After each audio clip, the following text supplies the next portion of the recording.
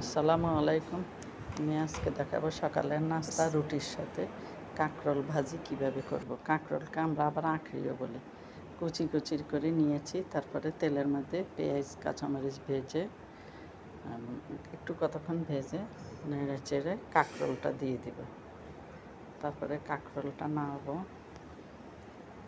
একটু নেড়ে টেড়ে হলুদের গুঁড়া লবণ দিব। বেশি কিছু দিব না, আমি এখানে কোনো মশলাই ব্যবহার করব না, অন্য কোনো মশলা ব্যবহার করব না, এমনকি রসুন বাটাও দিব না। একটু নিরামিষের মতো রাখবো, একটু ঝোল ঝোল রাখবো।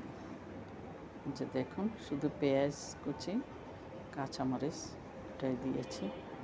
এখন একটু 2 কাপ পানি দিয়ে দিব, একটু ঝোল রাখবো তো এই জন্য, বেশি শুকনা করব না,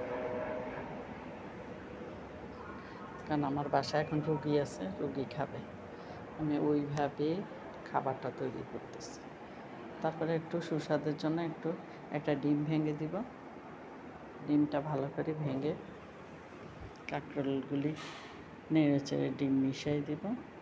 তারপরে একটু ঝোল আবার বেশি রাখবো না, সিদ্ধ হয়েছে কিনা দেখব।